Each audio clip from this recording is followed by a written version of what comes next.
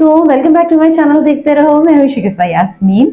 और आज की रेसिपी अगेन बड़ी आसान सी है, बहुत झटपट बन जाती है, घर में रखी हुई चीज़ों से बनती है। हर किसी के घर में बेसन तो मौजूद ही होता है और सूजी भी मौजूद होती है। थोड़ा सा मिल्क चाहिए होगा, थोड़ी सी शक्कर और एक मज़ेदार सा मीठा हम 10 से 15 मिनट के अंदर तैयार कर लेंगे। तो चलिए इस झटपट मीठे की रेसिपी मैं आपके साथ शेयर करती हूँ। अगर आप हमारे चैनल पर नए हैं और आपको ये रेसिपी अच्छी लगे तो ज़रूर मेरे चैनल को सब्सक्राइब कीजिएगा और कमेंट कीजिएगा, लाइक कीजिएगा। चलिए हम रेसिपी स्टार्ट करते हैं। सबसे पहले देगची में हम डालेंगे शक्कर, 1 कप शक्कर है और इसके साथ साथ हम इसमें ऐड करेंगे आधा कप पानी। तो याद रखिएगा कि शक्कर का हमेशा आधा कप हमें पानी डालना होगा, मतलब हाफ, जितनी शक्कर उसका हाफ पानी हमें डालना है। बस इस सिरप को हमने, शुगर सिरप को उस वक्त तक पकाना है जब तक कि शक्कर घुल ना जाए।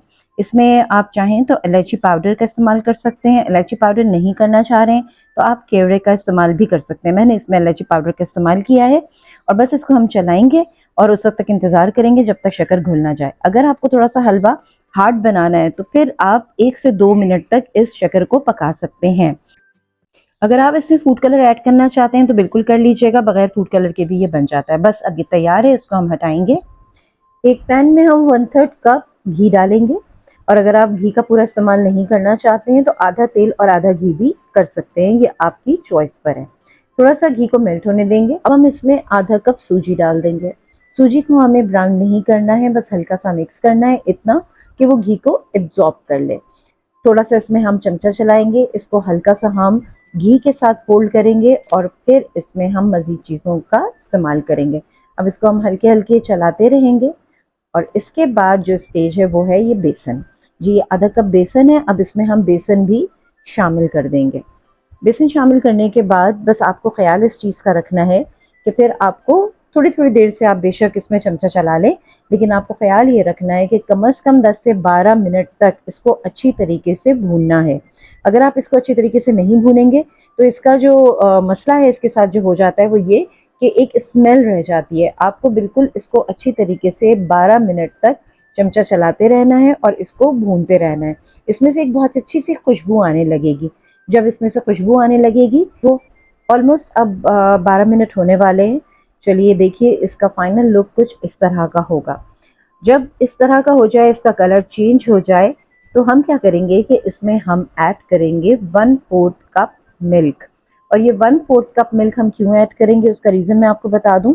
इस हलवे में थोड़े थोड़े से आपको दाने महसूस होंगे और वो बहुत ही अच्छे लगते हैं। अच्छा, ये पूरा दूध इकट्ठे नहीं डालना है जिस तरह से मैं डाल रही हूँ, थोड़ा थोड़ा करके इस तरह से आपको थोड़ा थोड़ा करके डालना है और इसको मिक्स करते चले जाना है। बस इतना करने के बाद जो नेक्स्ट स्टेप हमारा होगा, जो शीरा हमने बना के रखा था वो तमाम का तमाम हम इसमें ऐड कर देंगे और इसके बाद हम चमचा चलाते रहेंगे। अच्छा, जब आप शीरा डालेंगे तो आप देखिएगा ये बिल्कुल पतला सा हो जाएगा, लेकिन थोड़ी देर बाद जब ये पूरा का पूरा शीरा एब्जॉर्ब कर लेगा तो ये थोड़ा थिक होना शुरू हो जाएगा। फिर वो आपकी मर्जी है कि आप इसको कितना थिक करते हैं। इसकी जो बेसिक टेक्निक है वो ये है कि जैसे ही हलवा पैन छोड़ने लगे ये तैयार हो जाता है। और ये देखिए, ये ऑलमोस्ट तैयार होने की स्टेज पे आ गया। ये मैं आपको चमचा चला के दिखा रही हूँ कि मैं जहाँ से भी इसको पुश कर रही हूँ ये वापस पलट कर आ रहा है। ये स्टेज आ जाती है तो इसका मतलब ये होता है कि आपका हलवा बिल्कुल तैयार है और अब आप इसे सर्व कर सकते हैं।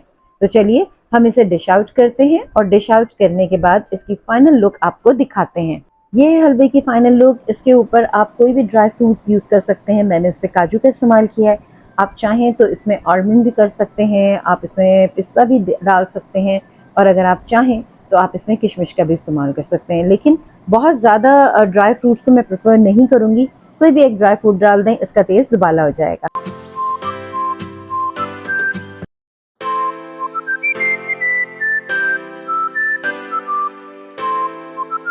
देखा आपने, कितनी मज़ेदार सी रेसिपी थी और कितनी जल्दी ये बनकर तैयार हो गई। इसको आप ज़रूर ट्राई कीजिए, बहुत आसान है। बस थोड़ा सा जो सूजी को और बेसन को भूनने में टाइम लगता है, बस ज़रा सा वो टाइम लगता है। अदरवाइज ये इतनी डिलीशियस होती है, सुबह के नाश्ते में खा सकते हैं, मेहमान आए उनको आप बिल्कुल दे सकते हैं, शाम की चाय के साथ ले सकते हैं। और चलिए इसके साथ ही शिकूफा यास्मीन को दीजिए इजाज़त, फिर मिलेंगे एक नई रेसिपी के साथ। अपना बहुत ख्याल रखिएगा। खुदा हाफिज़।